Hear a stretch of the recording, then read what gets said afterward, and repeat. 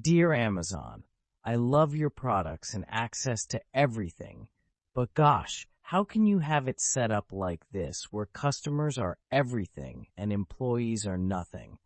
I hate what you stand for, what you stand against, who you stand against. Your employees matter. We see them. They are human beings whose need for breathing and seeing through the lens of union advocacy will not be stifled through brazenly lawsuits and restraining orders. As the business world applauded fourth quarter earnings, you made rights. Organizers are cut off painted and as disgruntled agents of chaos by your fabrications. Deliberately composed and created outside the box of official use only. While you sent text messages weaponizing warnings against voting to join the union, you laid tripwire on anti-union websites, making mandatory meetings used as scare tactics so workers would be frightened to unionize. In an unrealistic system controlled by the illegal and gluttonous services specialized in eliminating employee rights.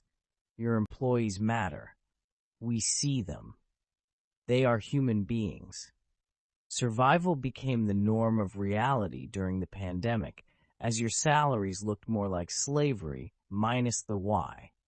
Why is part of your algorithm, and they are not robots. They are not mindless automatons, moving the pieces of your well-crafted delivery system to customers. They are the heart and soul of your machine, with the God-given right to have a voice able to come together with others and make the conditions of their workplace better.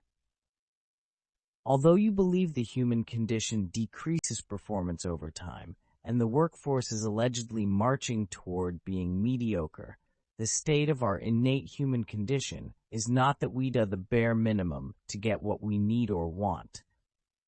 More that we're not willing to give our all to your vision statements, suppressing warehouse workforce freedoms by large monopolies has been overcome before in history by sheer will. Your employees matter. We see them. They are human beings.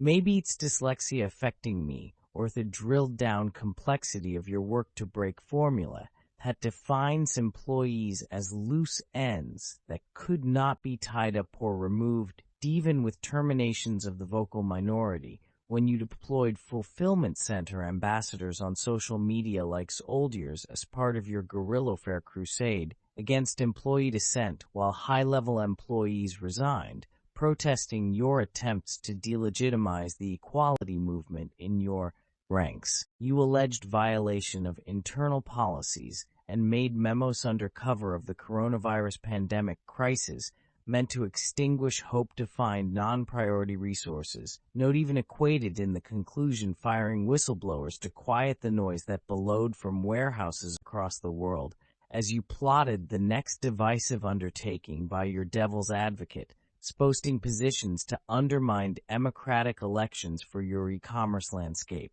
Your employees matter. We see them.